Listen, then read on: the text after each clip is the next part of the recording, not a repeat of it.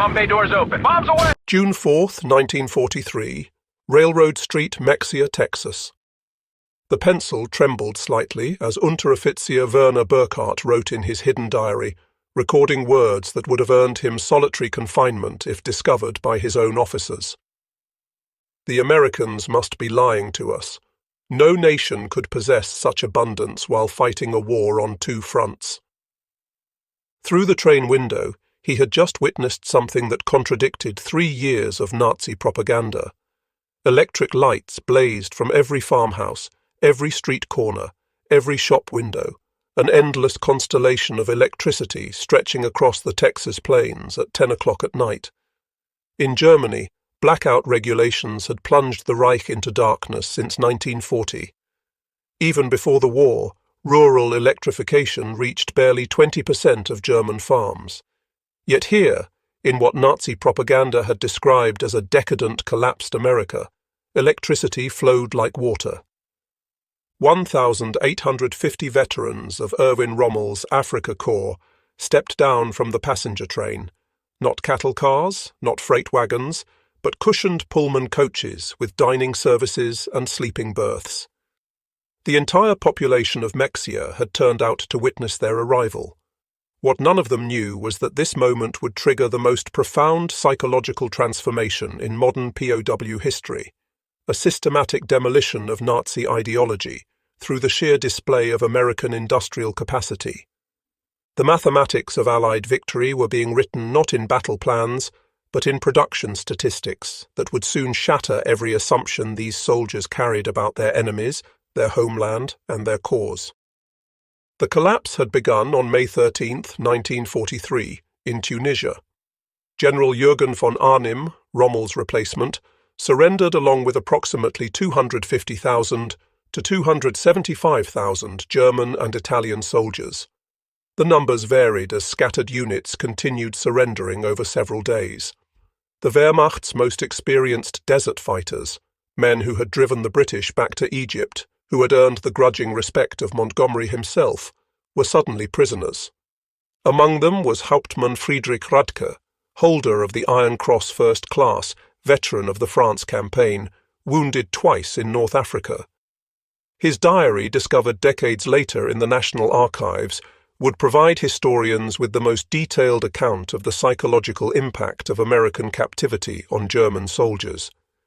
The journey from defeat to revelation began in the port of Oran, Algeria. As Radke and 30,000 other POWs waited in makeshift camps for transport ships, American efficiency was already beginning to crack their preconceptions. The U.S. Army processed thousands of prisoners daily, with an organizational precision that exceeded anything the Wehrmacht had achieved, even at the height of its power. Identity cards photographed and filed, medical examinations completed, inoculations administered, Geneva Convention rights explained in fluent German by American officers who had been trained specifically for this moment. But the first real shock came with the food. Obergefreiter Hans Möller, captured with the 21st Panzer Division, wrote to his mother 8 months later, "In the cage at Oran, while we waited for ships, the Americans fed us better than we had eaten in 6 months of desert warfare. White bread, real coffee, meat twice a day. We thought it was propaganda, that they were trying to impress us. We didn't realize this was their standard military ration." The Liberty ships that would carry them across the Atlantic were themselves monuments to American industrial capacity.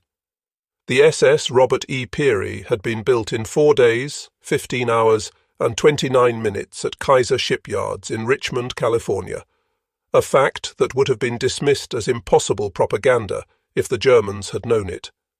These vessels, produced at a rate of 3 per day at the peak of production, were returning from delivering supplies to the European theatre.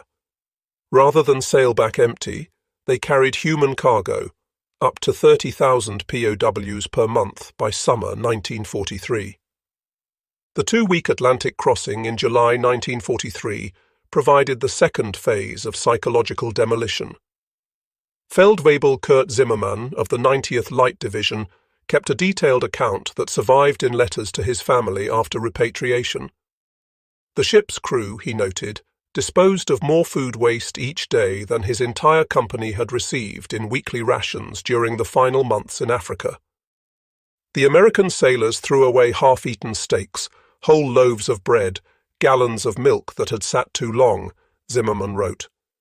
They did this openly, without thought. Not to mock us, but because to them this waste meant nothing. Their supply was limitless. The ships themselves became floating classrooms in American power. POWs discovered that the vessel carrying them was one of 2,710 Liberty ships that would be built during the war, each one requiring 250,000 parts, assembled from components manufactured in 32 states. The engines, they learned from talkative American guards, were built in 3 separate factories, each producing 900 horsepower cylinders that were then assembled in ports that had barely existed 2 years earlier. Lieutenant Colonel Wilhelm von Steuben, whose aristocratic Prussian family had served in every German war since Frederick the Great, would later write in his memoirs, "As our ship approached the American coast, I watched the radar antenna rotating above the bridge.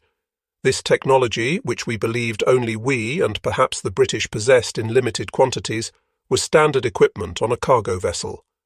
It was then I first suspected that Germany had already lost the war." August 2nd, 1943.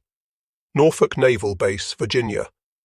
The first sight of America shattered the last remnants of Nazi propaganda about American industrial weakness. The Norfolk base sprawled across 4,300 acres, its docks stretching for miles, its cranes loading and unloading dozens of ships simultaneously. In a single day, this one port handled more tonnage than the entire German port of Hamburg managed in a week. Gefreiter Johann Weber, a factory worker from the Ruhr before his conscription, counted 47 cargo ships in various stages of loading or unloading. Each crane, he noted in his secret diary, lifted loads that would have required a dozen men and horses in Germany. They moved with electric power, smoothly, continuously, without the coal smoke that choked our industrial cities. The prisoners were formed into columns for the march to the waiting trains. Along the route, they passed parking lots filled with civilian automobiles, hundreds of them, belonging to dock workers. In Germany, private automobile ownership remained a privilege of the wealthy and the party elite. The Volkswagen, promised to the German people since 1934, remained a propaganda dream with fewer than 1,000 ever delivered to civilians. Here, ordinary labourers drove to work in their own cars. But nothing prepared them for the trains themselves. Not boxcars, not the 40 and 8 wagons, 40 men or 8 horses, that had carried German troops across Europe, but full passenger coaches. Pullman cars with padded seats that converted to sleeping berths, dining cars with white tablecloths and silver cutlery, observation cars with panoramic windows. Hauptmann Radke wrote, "We boarded like tourists, not prisoners." The American guards seemed almost embarrassed by the comfort. One sergeant apologized that the air conditioning wasn't working properly in our car. Air conditioning. In August. We had believed such luxury existed only in Hitler's personal train. The 3-day train journey from Norfolk to the camps of Texas and Oklahoma would prove more destructive to Nazi ideology than any military defeat. As the trains rolled through Virginia, the prisoners pressed their faces against windows, witnessing an America that couldn't exist according to everything they had been told. Every small town blazed with illumination. Martinsville, Danville, Greensboro, communities that in Germany would have been lucky to have a single electric street lamp displayed illuminated shop windows, electric signs, houses with lights burning in multiple rooms. The trains passed factories running night shifts, their windows glowing, parking lots full even at midnight. Obergefreiter Möller, whose father was a Nazi party block leader in Hamburg, wrote in a letter discovered in 1987, "We passed through dozens of cities that first night. Everyone had more electricity than all of Hamburg. The guards told us this was normal, that every American town had electricity since the 1920s. I called him a liar. He just shrugged and said we would see." In Roanoke, Virginia, the train stopped for water and coal. The prisoners watched as American railway workers performed in 30 minutes what would have taken 2 hours in Germany. Automated coal loaders, electric water pumps, mechanized lubrication systems. Every aspect of the operation demonstrated technological superiority. More disturbing still was the casual wealth of the workers themselves. They wore leather boots that would have cost a German labourer 2 months' wages. They drank Coca-Cola from glass bottles and threw the empties into bins without thought. They smoked cigarettes continuously, stubbing them out half-finished. Feldwebel Heinrich Müller, an electrical engineer from Siemens before the war, calculated that the single railway yard they stopped in used more electricity in 1 hour than his entire district in Berlin used in a day. "The waste was magnificent," he wrote. "They left lights burning in empty buildings. Electric fans ran in vacant rooms. It was the carelessness of infinite resource." As the trains crossed into Tennessee and Kentucky, the prisoners encountered American industrial power in full display. Through the windows, they watched endless factories, each one larger than anything most had seen in Germany. The Alcoa aluminum plant in Tennessee stretched for 3 miles along the river, its electric furnaces consuming 175,000 kilowatts of power, more than the entire city of Munich. Near Louisville, the trains slowed as they passed the Rubbertown complex, where synthetic rubber plants had sprung from empty fields in just 18 months. 4 massive facilities, each employing thousands of workers, producing 800,000 tons of synthetic rubber annually. Germany, despite inventing the process, had never managed more than 120,000 tons in its best year. Oberleutnant Erich Hoffmann, a chemist from IG Farben, understood the implications immediately. In a post-war interview, he recalled, "I knew those plants. I could see the distillation columns, the catalytic crackers. Each facility was more advanced than anything we had built, and there were 4 of them, just in this one location. They told us there were dozens more across the country." The trains passed Ford's Willow Run plant outside Detroit, visible from miles away. This single factory, built in just 9 months, produced a B-24 Liberator bomber every 63 minutes. At peak production, 42,000 workers assembled bombers from 1,550,000 parts manufactured by 1,500 subcontractors. The plant consumed 2.5 million square feet of floor space and used more electricity than the entire German city of Cologne. Hauptmann Werner Kleist, a Luftwaffe pilot shot down over Tunisia, pressed his face against the window as they passed. He counted 17 B-24s in various stages of completion visible from the train. We had been told American planes were inferior, hastily built, would fall apart in combat, but I could see the precision of the assembly lines, the quality of the construction. These were not inferior aircraft. They were simply built faster than we could imagine possible. The deeper the trains penetrated into America, the more complete became the destruction of Nazi mythology.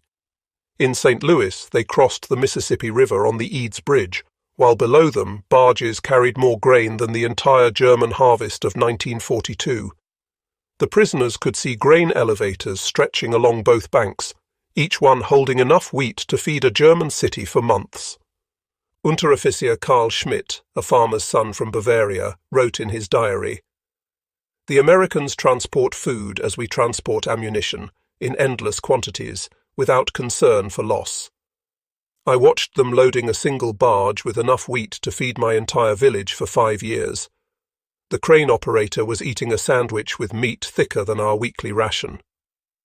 In Kansas City, the train stopped at a massive stockyard, where tens of thousands of cattle waited for slaughter. The smell of meat-packing plants filled the air for miles. German POWs, who had subsisted on 200 grams of meat per week in Africa when lucky, watched American workers eating beef sandwiches during their lunch break. "They ate meat like we ate bread," wrote Gefreiter Paul Fischer. "No, that's wrong. They ate meat like we wished we could eat bread.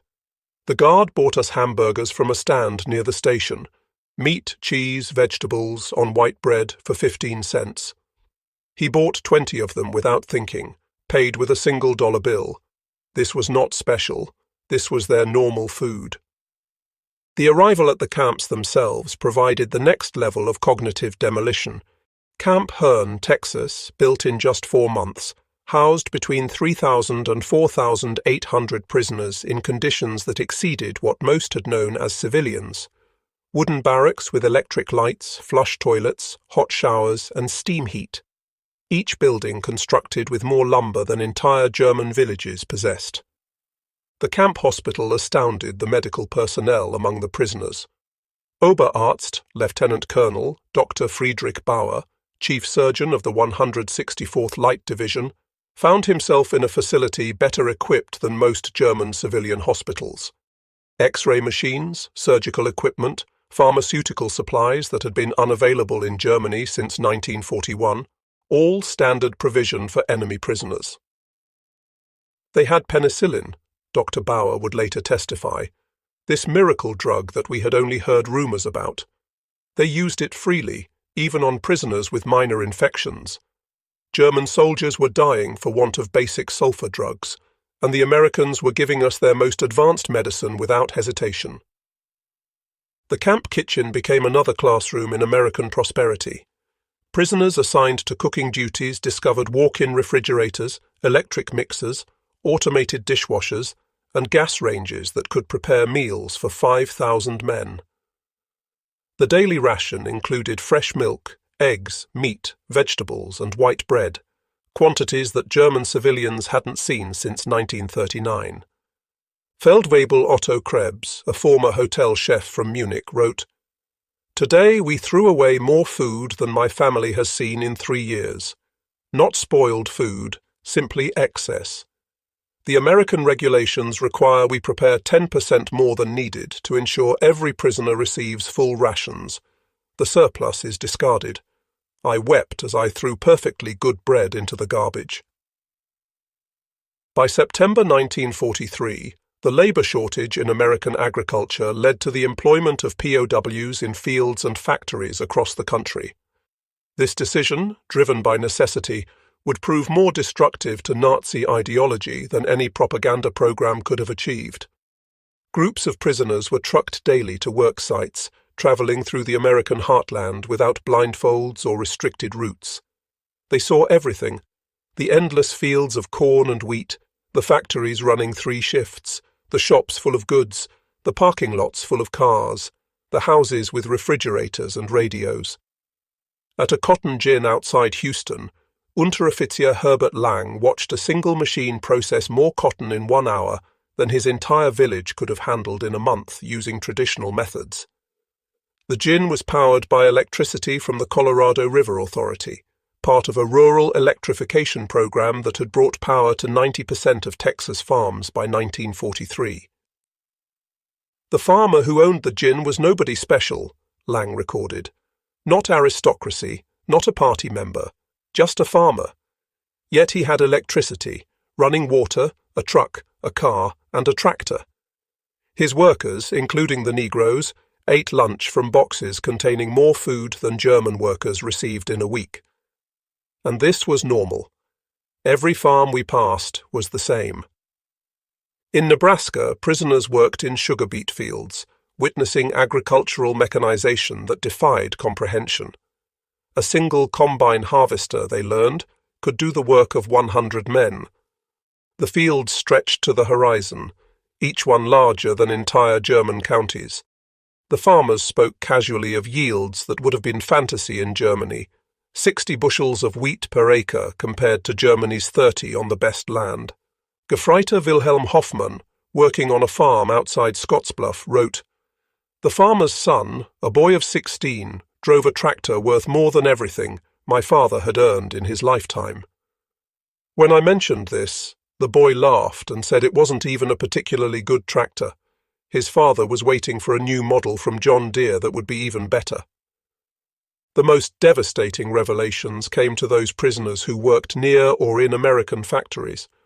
While Geneva Convention rules prohibited direct war production work, POWs could work in industries that freed American workers for military production. This technicality allowed thousands of German prisoners to witness American industrial capacity firsthand. At a Campbell's soup factory in New Jersey, prisoners watched production lines that processed more tomatoes in a single day than most German factories handled in a month. The facility operated with a skeleton crew of women and elderly men, as most young workers were in the military, yet production exceeded peacetime levels. Stabsfeldwebel Ernst Wagner, who had worked in a German food processing plant before the war, documented the experience. Everything was automated: electric conveyor belts, automatic filling machines, steam cookers that processed hundreds of cans simultaneously. One elderly woman monitored controls that managed what would have required 50 workers in Germany. She did this while listening to a radio and drinking coffee. Near Detroit, prisoners unloading coal at a power plant gained glimpses of the automotive industry's conversion to war production. The River Rouge complex, visible across the water, employed 100,000 workers producing jeeps, aircraft engines, and tanks. The plant consumed 1.5 million kilowatts of electricity daily, more than the entire city of Hamburg. "We could see the parking lots," wrote Obergefreiter Franz Kellner. "Thousands of cars belonging to workers. Workers. In Germany, even our officers rarely owned cars. Here, factory workers drove to work. The guard told us many workers owned 2 cars, one for work, one for family use. We thought he was mocking us." By winter 1943, the cumulative impact of these observations was producing what American intelligence officers called ideological collapse syndrome among the prisoners. The Special Projects Division, the secret re-education program run by the Provost Marshal General's office, documented increasing numbers of prisoners requesting access to American newspapers, books, and educational materials. Major Paul Neuland, a member of the monitoring team, reported in December 1943. "The prisoners no longer argue when shown production statistics. They have seen too much. The most fanatical Nazis have become quiet. They still maintain loyalty to Germany, but no longer speak of victory. Many openly question what they were told about America." The camp newspapers, produced by prisoners themselves, began reflecting this transformation. Der Ruf, the Call, published at Fort Kearny, Rhode Island, gradually shifted from defiant nationalism to discussions of democracy, economic systems, and post-war reconstruction. The editors, carefully selected anti-Nazi prisoners, found their audience increasingly receptive. Lieutenant Hermann Goetz, captured with the 10th Panzer Division, wrote in a letter that passed American censors, "We were told America was a mongrel nation, weak, divided, controlled by Jews, incapable of military prowess. Every day I am here, I see the opposite. This is the most organized, unified, and powerful nation on earth. We were told fairy tales by criminals." The most devastating blow to Nazi ideology came from an unexpected source: the treatment of Italian prisoners after Italy's surrender in September 1943. Italian POWs who agreed to cooperate were formed into Italian service units, given better quarters, increased pay, and more freedom. German prisoners watched their former allies working alongside Americans, eating in American restaurants, some even dating American women. Hauptmann Friedrich Schulz wrote, "The Italians betrayed us, yet they are treated better than we treated them as allies. They work freely, earn money, send packages home. The Americans show them no hatred. This democracy we were taught to despise appears more honorable than our own system." Christmas 1943 provided the most profound psychological impact. American organizations, churches, and civic groups sent 500,000 Christmas packages to German POWs, enemies who had been trying to kill American soldiers months earlier. Each package contained cigarettes, candy, toiletries, and games. Local communities invited prisoners to Christmas dinners, though regulations prevented most from accepting. At Camp Hearn, Texas, the local Methodist church choir performed Christmas carols in German for the prisoners. Women from Herne sent in homemade cookies and cakes. The Boy Scouts delivered handmade Christmas cards. This kindness toward enemies shattered the final remnants of Nazi racial theory.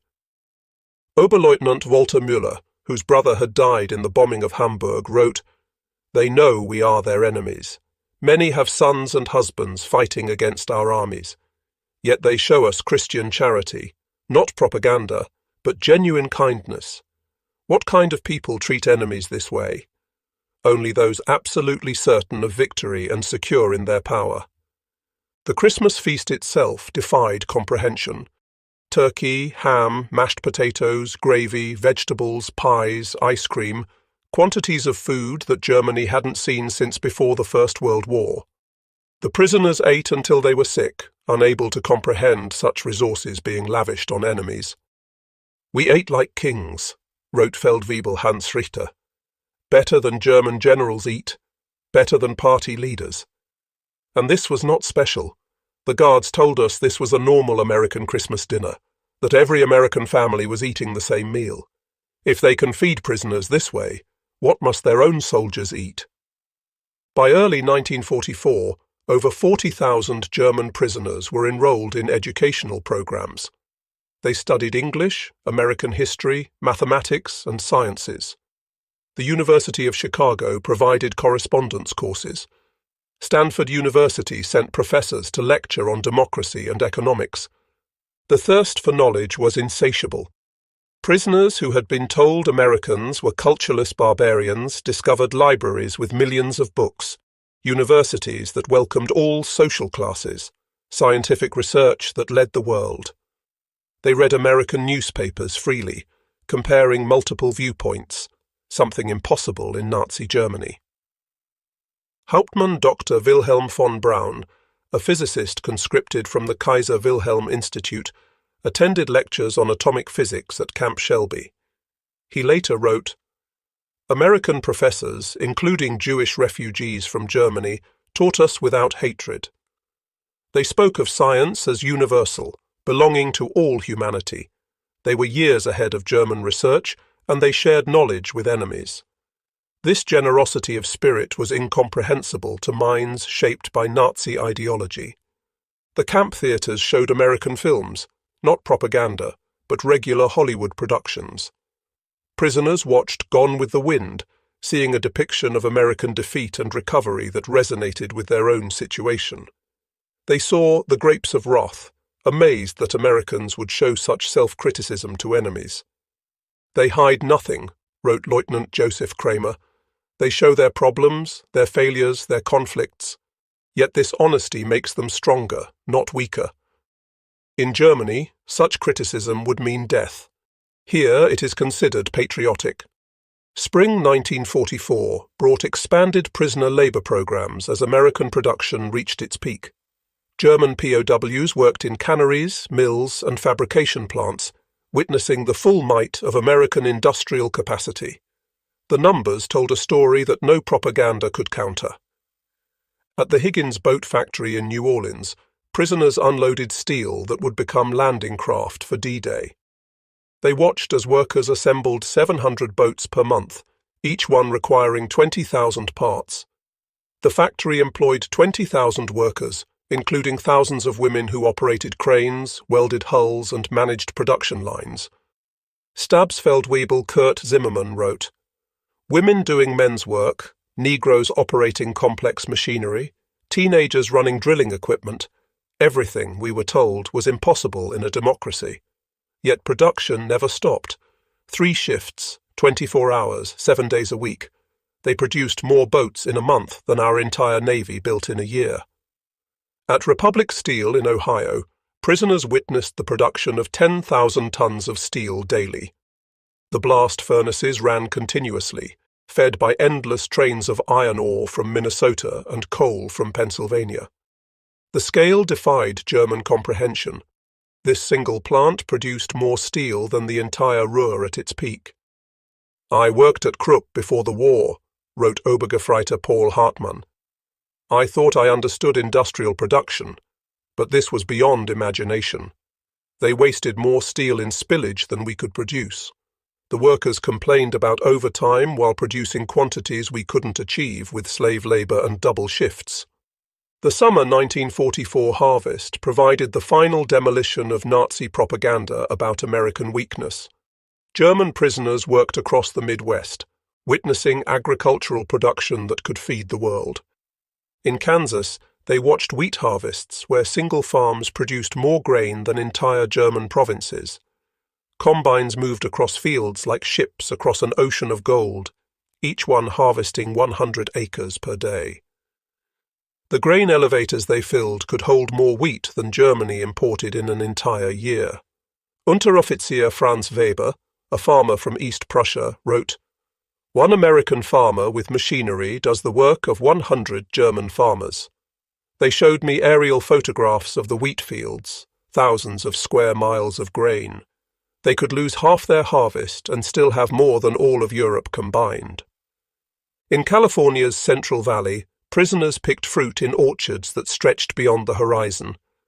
They watched as perfectly good fruit was discarded for minor blemishes, fruit that would have been treasured in Germany. Entire crops were sometimes ploughed under to maintain prices, a concept that caused psychological breakdown among prisoners from hunger-ravaged Germany. "They destroyed food to keep prices stable," wrote Gefreiter Otto Schulz. "Mountains of oranges bulldozed into pits because they had too many. We begged to be allowed to send them to Germany, to our families. The guards were sympathetic, but explained it was impossible. The waste was strategic, proof of unlimited resources." June 6, 1944. When news of the Normandy invasion reached the camps, German prisoners experienced their final ideological collapse. The scale of the operation, 6,000 ships, 11,000 aircraft, 150,000 men in the first wave, demonstrated American organizational capacity beyond Nazi Germany's wildest dreams. Prisoners at Camp Shelby watched newsreels of the invasion within days. They saw the endless streams of ships, the artificial harbors, the supply system that delivered 15,000 tons daily across open beaches. They watched their homeland being crushed by the very nation they had been told was too weak to fight. Oberst Friedrich von Steuben wrote, "We knew then that everything was lost, not just the war, but the entire Nazi project. We had challenged the world's greatest industrial power with fairy tales and racial mythology. We sent horses against their trucks, rifles against their automatic weapons, courage against their unlimited resources." Throughout their captivity, German prisoners experienced something that challenged Nazi ideology more than any material wealth: American humanity. Despite propaganda depicting Americans as weak and sentimental, POWs discovered a people secure enough in their strength to show mercy. When Gefreiter Hans Müller's son died in the Hamburg bombing, the American camp commander personally delivered the Red Cross message and offered condolences.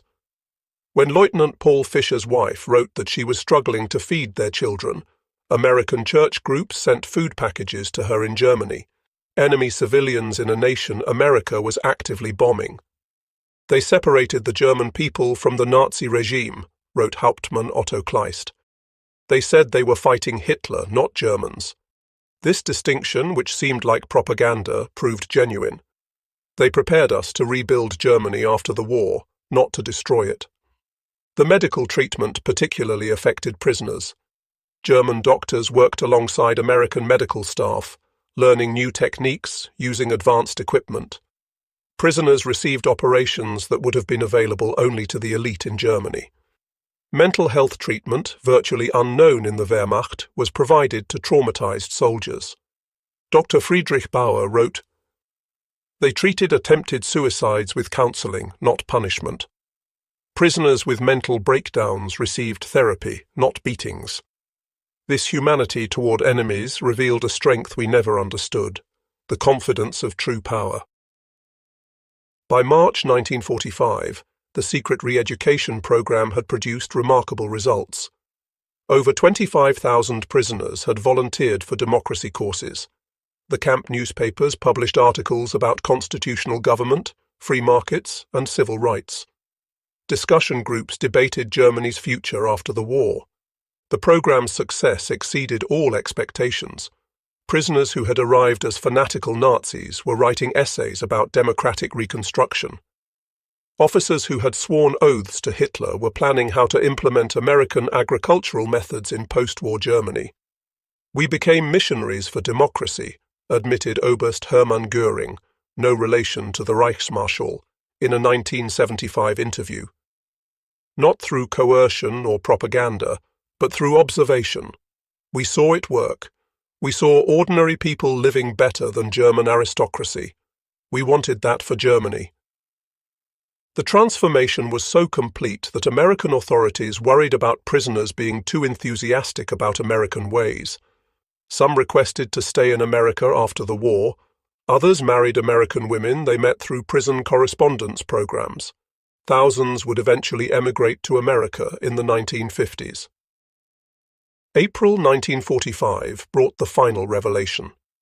As American forces liberated concentration camps in Germany, the footage was shown to German POWs. Many refused to believe it initially, claiming it was propaganda. But the evidence was overwhelming. Testimony from American soldiers, photographs, newsreels, and eventually letters from Germany confirming the horror. The psychological impact was devastating. Men who had maintained some pride in German honor despite military defeat now faced the complete moral collapse of their nation. Everything they had fought for was not just defeated, but evil. Hauptmann Walter Schmidt wrote the most eloquent summary.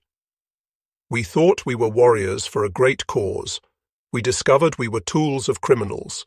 We believed we were bringing civilization to inferior peoples. We found that we were the barbarians. The Americans we called weak and decadent showed us what civilization actually meant."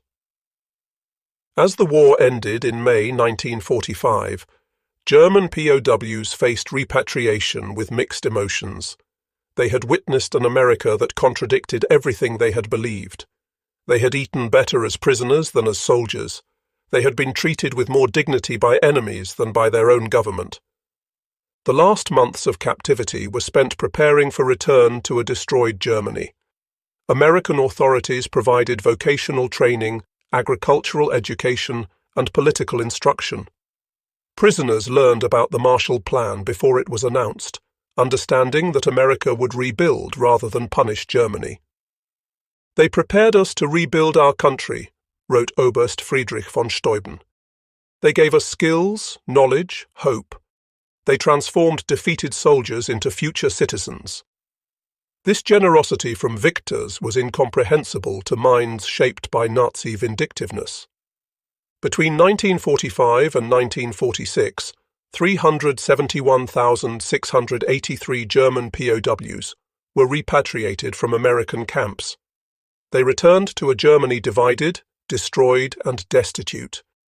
But they brought with them something precious: knowledge of how a democratic industrial society functioned. The German POWs who experienced American prosperity became unwitting agents of transformation in post-war Germany. They had seen industrial efficiency, agricultural productivity, and democratic prosperity. They knew reconstruction was possible because they had witnessed a society that had achieved it. Many former POWs rose to prominence in West Germany's reconstruction. Hans Kroll, prisoner at Camp Shelby, became West German ambassador to the United States. Walter Hallstein, who taught classes at Camp Como, became president of the European Commission. Rüdiger von Wechmar, held at Camp Herne, served as German permanent representative to the United Nations. Eduard Ackermann, prisoner at Fort Robinson, became a leader in German agricultural reform. They brought American methods to German industry, American efficiency to German agriculture, and American democratic ideals to German politics. The economic miracle of the 1950s was built partly on knowledge gained in American prison camps. "We learned that prosperity came from freedom, not conquest," Hans Kroll wrote in his memoirs. "We saw that democracy created wealth, that diversity brought strength, that treating workers well increased production. These lessons, learned as prisoners, shaped the new Germany." Historians have called the German POW experience in America one of the most successful re-education programs in history. Without coercion, without propaganda in the traditional sense, American industrial might and democracy converted hardened Nazis into future democratic citizens. The program succeeded because it relied not on words but on observation. Prisoners saw American society functioning at peak efficiency while treating enemies with dignity. They witnessed industrial capacity that made German production look primitive. They experienced a standard of living that exposed Nazi promises as fantasies. Dr. Arnold Kramer, the leading historian of German POWs in America, concluded, "America won the propaganda war not through clever messages, but through sheer reality. Every full meal, every electric light, every working toilet was an argument against Nazism. The POWs were converted by prosperity." The statistics support this assessment. Of the 371,683 German POWs held in America, fewer than 1% attempted escape, with only 2,222 total attempts recorded. Post-war surveys showed that 95% rated their treatment as good or excellent. Most remarkably, thousands maintained correspondence with American families for decades after the war.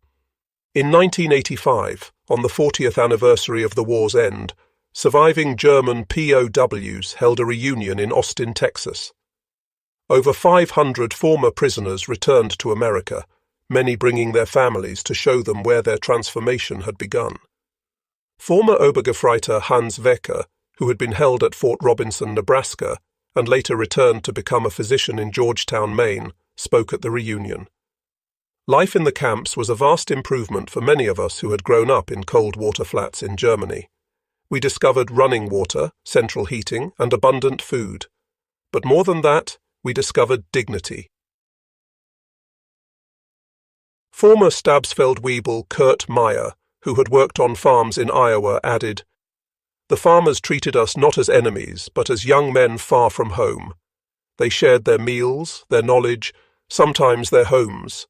This humanity from people whose sons were fighting against us, this changed us forever." At the 1985 reunion dinner, former Oberst Hermann Goetz, then 78 years old, delivered the keynote address that captured the essence of the transformation.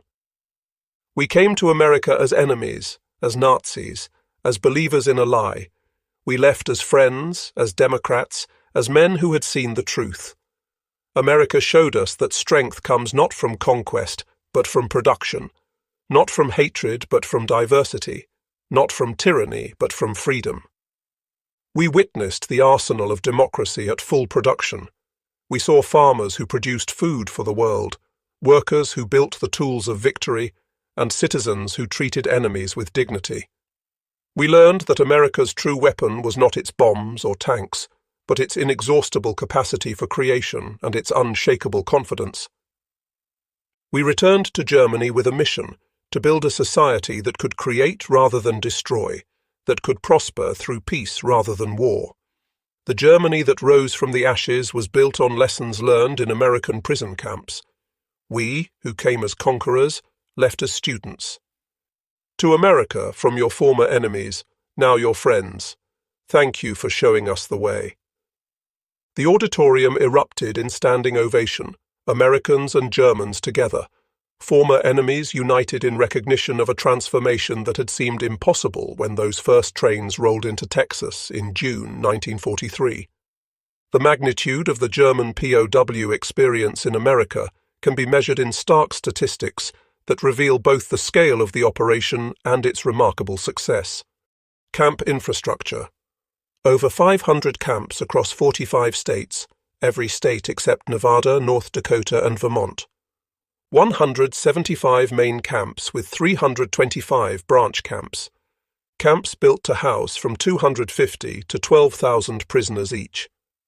Construction completed in average of 90 days per camp.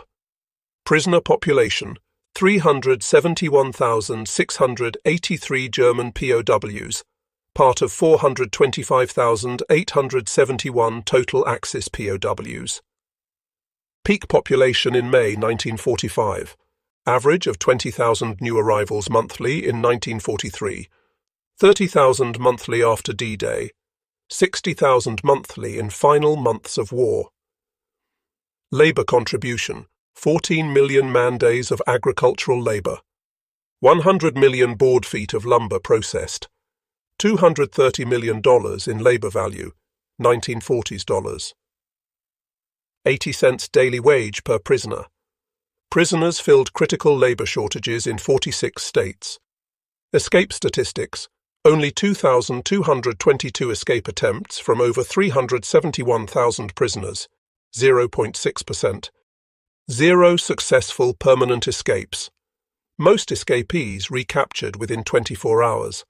No American civilians harmed by escaped POWs. Educational programs, 40,000 plus enrolled in educational courses. 135 camp newspapers published. 30,000 taking English classes. 15,000 in vocational training. University correspondence courses for 8,000. Post-war immigration. Approximately 5,000 former POWs emigrated to US after war.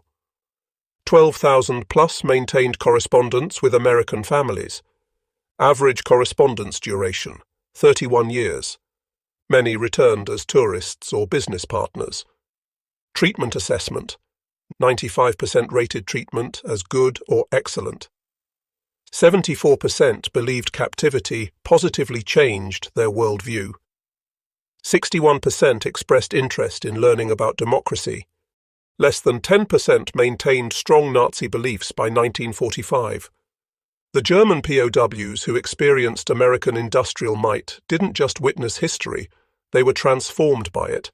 Their captivity became education, their defeat became enlightenment, and their imprisonment became liberation from the ideological chains of Nazism. In the end, America's greatest victory was not on the battlefield, but in the prison camps, where overwhelming evidence of democratic prosperity accomplished what armies could not: the complete transformation of enemy minds. The POWs had arrived believing in German superiority and American weakness. They left knowing the truth. American industrial might was not just overwhelming, it was incomprehensible to minds shaped by scarcity and tyranny. The trains that had brought them into captivity in 1943 had carried warriors of the Third Reich. The ships that returned them to Germany in 1946 carried architects of democracy. They had seen the future, and it worked. Their story stands as testament to a profound truth. The most powerful weapon in America's arsenal was not military might, but the simple, overwhelming evidence of a free society's capacity to create abundance. The German POWs were stunned by American industrial might, but ultimately they were converted by it. In their transformation lay the seeds of Europe's post-war redemption and the final defeat of the Nazi dream. They returned to Germany not as defeated enemies, but as witnesses to what free societies could achieve.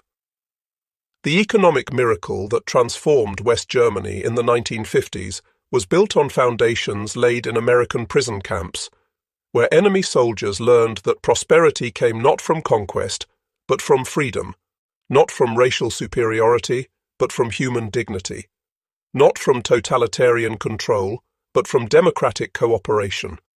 The German POWs had arrived in America expecting to find a weak, divided nation on the verge of collapse. Instead, they discovered an industrial colossus of unlimited power and surprising humanity.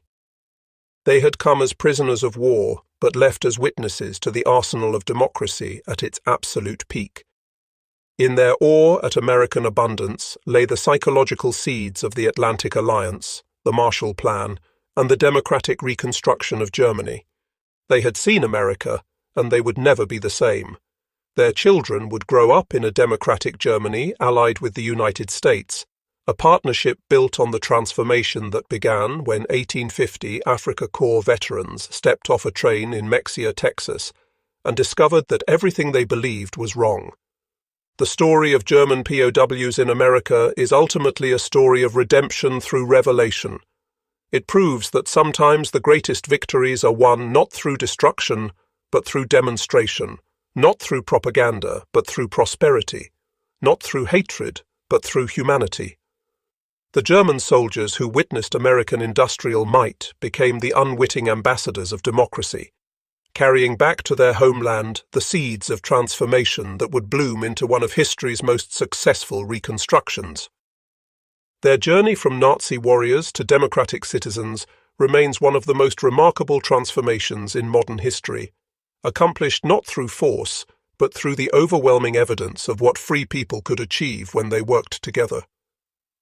In the end, that was America's secret weapon, not just the ability to produce more tanks and planes than any nation in history, but the capacity to transform enemies into friends through the simple power of example. The German POWs were stunned by America's industrial might, but more importantly, they were changed by it. And in that change lay the foundation for a better world.